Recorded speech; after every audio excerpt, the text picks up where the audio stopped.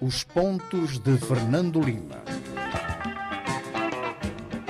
Boa noite, rádio ouvintes e telespectadores, cá estamos nós para mais um Pontos de Fernando Lima. Sexta sim, falamos a partir dos estúdios da Rádio Savana 100.2, onde estamos em direto também com os nossos telespectadores que nos acompanham a partir do Facebook. Hoje é um programa onde vamos comentar os números da Covid, vamos olhar também para a intervenção militar estrangeira em Cabo Delgado, as medidas tomadas contra o Standard Bank. Também vamos aqui, África do Sul, comentar um pouco sobre a violência que assolou aquele país. Fernando Lima, boa noite. Começamos o nosso programa numa semana em que morreu o general Mateus Ngonyamo, que foi uma peça importante, sobretudo na unificação das forças dos dois beligerantes após o Acordo de Roma.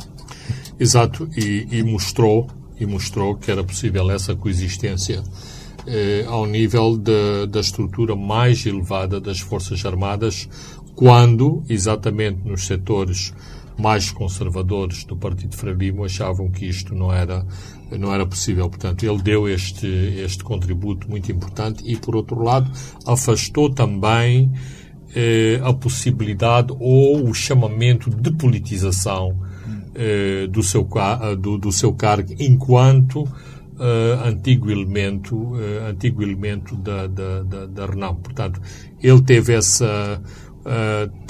teve este tipo de comportamento e ficará e será recordado exatamente por ter feito esta demonstração de que a RENAM, dentro das Forças Armadas, não constituía um perigo de desintegração, de divisão, e esse tipo de argumentação foi sempre um argumento que foi utilizado pelo lado governamental. Aliás, esse tipo de primado, infelizmente, prevaleceu nas forças de polícia, e por isso é que vemos que nas atuais discussões com a RENAMO, a questão da integração na polícia continua uma questão a discutir e pendente. Muito bem, Fernando Lima, antes de olharmos para esses temas que alinhamos para hoje, vamos ao tema de semana, que é a Lei do Caju. Bem, o Ministro da Agricultura, mais uma vez, está a dar passos noutro setor importante do seu pelouro, que é o caju. Nesta reunião, não sou eu que o digo, são os industriais do caju, foi dito que Celso Correia foi o primeiro-ministro da Agricultura que, de facto, se mostrou interessado em alterar o rumo dos acontecimentos na castanha de caju. Isto para dizer que, neste momento, de 15, 16 fábricas que havia em 2015, o setor está reduzido a 5 fábricas. Foram perdidos 10 mil postos de trabalho no setor, e há um crescente fluxo de exportação de caju não registado. Aliás, o Ministro, antes mesmo desta reunião para se discutir a nova lei do caju, já tinha dito que haveria novas medidas no porto onde mais corrupção existe do país, que é o porto de Nacala, o grande porto do tráfico das drogas, das exportações ilícitas, das importações ilícitas. Ou seja, o porto de Nacala, neste momento, é o porto das boladas. Mas vamos à lei do caju. Aquilo que foi anunciado esta semana é que vai haver uma nova lei do caju. A nova lei basicamente pretende incentivar a que o caju, ou seja, a castanha, seja tratada localmente, e só aquela que não é tratada localmente a que será exportada. Isto através de incentivos para a indústria e, por outro lado, taxas em relação à exportação, exatamente para encorajar ao tratamento da castanha. Há uma taxa que se fala de 5%, há também uma ideia de haver um preço mínimo de compra, isto porque se diz que há muita lavagem de dinheiro na própria compra do caju. De onde é que vem este dinheiro que permite este tipo de negociações? É que na declaração de exportações, digamos, fraudulenta ou com números não corretos, isto permite que haja dinheiro não declarado decorrente dessas exportações, dinheiro esse que depois é utilizado para, em parte, fazer o dumping dos preços da castanha, logo fazendo concorrência desleal na comercialização do caju. Um outro aspecto também muito importante e que foi falado nesta reunião é uma das questões que é muito importante estabelecerem-se também critérios muito claros. O governo, através do antigo Incaju, uma vez que neste momento há um estudo de amêndoas, Instituto das Amêndoas, vem insistindo que a produção do país é de 150 mil toneladas. Ora, os industriais da área argumentam que há apenas um terço, a produção de todo o país é apenas um terço desse. O que acha que é também é possível aproveitar este momento para fazer a correção destes números, uma espécie de censo, porque já há muito que estes números são empolados. Exatamente. E estes números, parecendo que não, causam problemas ao setor, ao governo e digamos que o governo parece que não está a ver, uma vez que é assim, se o governo decretasse 150 mil e recebesse os benefícios dos 150 mil, acho que ninguém se importava com essa estatística. O problema é que o tal excesso não contabilizado é feito à custa da suposição que esse caju entra na barriga dos moçambicanos. Ora, as contas que os industriais fazem são uma parte é transformada na indústria, outra parte é exportada.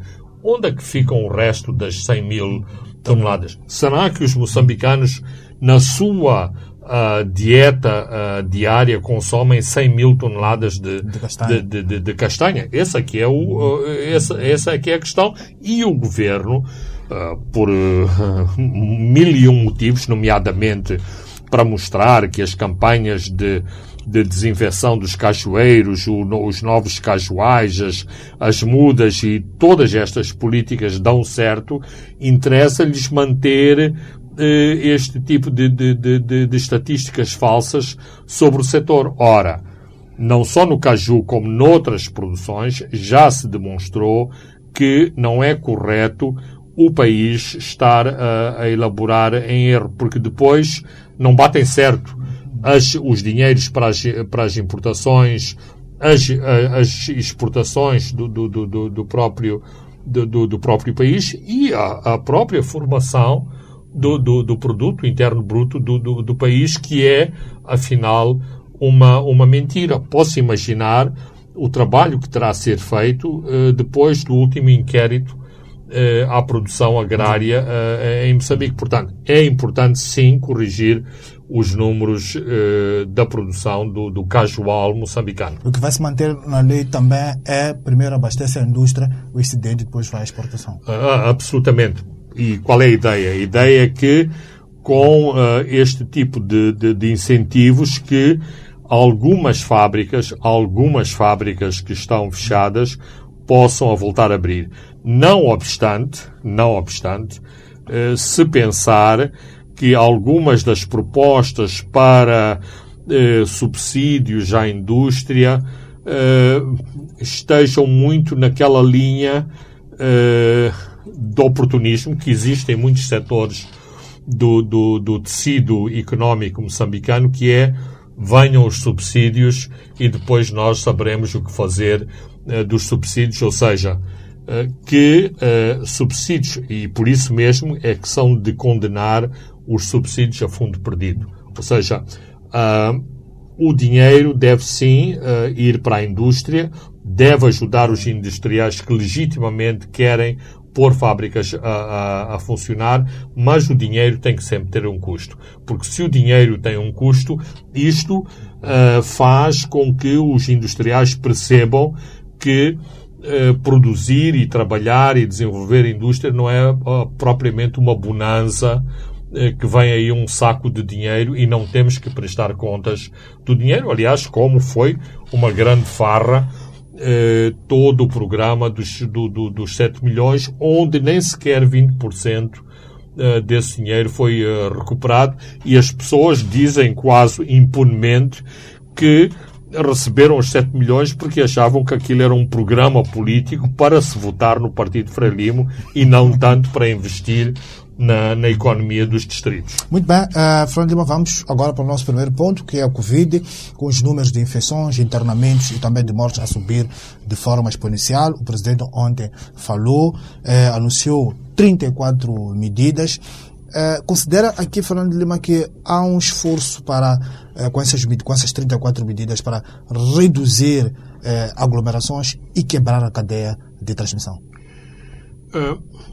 Que há um esforço e que o governo tem essa intenção, não tenho dúvida. Agora, se as medidas vão atingir esse objetivo, aí já tenho dúvidas. Por um lado, há um grande cansaço em termos de população em relação à situação do Covid. Não é só em Moçambique, em todo o mundo. As pessoas rebelam-se contra as medidas restritivas. Por outro lado, em Moçambique em particular, há percepções erradas sobre quem fica infectado e quem não fica infectado. Até a esta terceira vaga havia esta sensação que só os ricos que se infectam. E agora temos a Covid que já saiu do cimento, penetrou nas zonas suburbanas. Exatamente. Isto, eu não sei como é que é dizer isto sem chocar as pessoas. Significa que, através de uma política do medo, do Covid ter atingido outros segmentos sociais da população, eventualmente fará com que esses mesmos segmentos percebam que o Covid não é dos outros, também é nosso. Também é deles. Talvez isto tenha seja positivo em termos de precauções, mas também me parece que as próprias autoridades, digamos, a cargo da repressão, têm que ter uma mão mais dura. Nomeadamente, algumas das questões que têm sido veiculadas na Comissão Técnico-Científica e noutras instituições que têm analisado o fenómeno do Covid, nomeadamente as festas, os casamentos, os cultos, os funerais, que vem acontecendo por todo o país, e muitas vezes o argumento das pessoas não deixam fazer a nossa festa, mas todos os dias as pessoas vêm ao trabalho nos My Loves e nos chapas, todos uns em cima dos outros. Então vão lá atacar os chapas, em vez de virem aqui à nossa festa, porque aqui na festa todos estamos desinfetados, todas essas coisas. Mas, e isto não são pessoas que são contra as festas, considera-se que estas aglomerações em que o nível de emotividade é muito grande, porque a questão das festas, A questão das festas e dos casamentos é que as pessoas bebem. Quando uma pessoa bebe álcool, fica muito mais expansiva, relaxada, e, portanto, essa noção do distanciamento social... Acaba. Quem é que vai a um casamento ou a uma festa sem dançar? Sem se abraçar os seus amigos que não vê há muito tempo?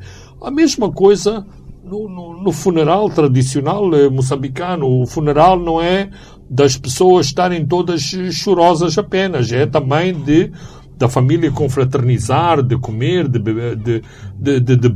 beber, e no meio dessas confraternizações há também infecções. Os cultos no dia de hoje, com todas essas igrejas que introduziram inclusivamente novas práticas de abraços, de proximidade, de comunhão das famílias, das pessoas, incentiva esse elemento de proximidade. Então, eu sinto que, por causa de todas as críticas que foram feitas à polícia, às polícias camarárias, houve uma diminuição do aspecto repressivo que, se calhar, é necessário retomar.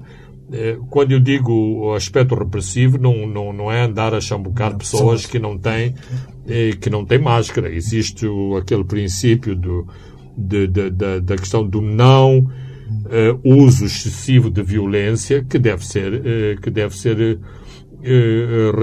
respeitado. Então, não faz sentido. Mas nestas coisas o efeito psicológico conta muito, quer dizer, e as televisões a bombardearem com as críticas à polícia, ao INAI e todas essas coisas, há um efeito um efeito defensivo sobre essas forças, para exatamente não atuarem e serem muito mais laxistas. Portanto, eu estou muito cético se as medidas vão ter o seu efeito. Mas também, perante esta subida dramática dos índices de infecções, das mortes e dos internamentos hospitalares, mesmo politicamente, o governo tinha que tomar uma posição, porque senão iria ser criticado a dizer que esteve a assistir a toda esta eclosão e agravar da pandemia e não fez nada. E olhando também o lado das escolas, Fernando Lima, que foram também alguma parte do país, que é o Grande Maputo, que inclui a cidade de Maputo, Maracuene, e também colocou-se Banhissa, depois Dundo, Tete e Chimoio e Beira. São vilas, municípios e cidades. Exatamente. Olhando para esta questão das escolas, também houve aqui uma grande pressão, porque os especialistas acham que as escolas podiam continuar a funcionar, que as crianças estão mais protegidas nas escolas do que em casa. Exatamente. Aliás, essa para mim foi uma das medidas inesperadas. Eu não contava que as escolas fossem abrangidas por novas restrições, uma vez que as pessoas que trabalham nestes temas consideram, e quem sou eu para dar opiniões técnicas sobre o assunto, consideram que as crianças estão mais protegidas nas escolas do que nos bairros, do que nas casas. Mas, e tal como aconteceu na vaga anterior, o pânico das famílias, o poder das famílias, o poder de influência sobre os ministros, sobre quem decide, foi maior do que o conselho técnico sobre estas questões. E nós vimos também que não é só um fenómeno de Moçambique, é de outros países. Nós que somos bombardeados com os canais televisivos portugueses, vimos também que em Portugal houve esta pressão, exatamente de tirar as crianças das escolas. E, por exemplo, nós vimos como as televisões, por uma infecção, por 2 professores infectados, isto transformava-se numa grande numa grande notícia. Aliás, eu acho que a comunicação social nem sempre tem andado bem. E isto custa-me dizer porque eu pertenço a esse setor. É assim, um dos exemplos para mim mais gritantes dessa falta de percepção ou das mensagens erradas que a comunicação pode transmitir. Em Maputo, os 2 hospitais de referência para o Covid são o Pulana Caniço e o Hospital de Mavalane. Estes 2 hospitais, conjuntamente com 2 hospitais na Matola e que constituem o Grande Maputo, que tem do seu lado mais de 60% das infecções, mas este Grande Maputo neste momento tem uma capacidade instalada de 520 camas. Hoje, sexta-feira, o número de internamentos em Maputo atingiu os 299, portanto estamos a falar de 300, estamos acima de 50%, mas ainda estamos longe de atingir a saturação. Ora, fazer-se uma reportagem sobre o centro de triagem do Hospital Central de Maputo, que só tem 56 camas, e dizer que já atingiu a ruptura, não me parece equilibrado, porque um centro de triagem não é um centro de internamento. E 56 camas não são 520 camas. Basicamente são qualquer coisa como 10% da capacidade instalada. Portanto, precisamos de ter... de modo algum, nunca poderia defender que temos que ocultar as notícias, temos que dar as notícias, mas temos que dar as notícias com equilíbrio e não fazer aquele lugar comum de confundir a árvore com a floresta.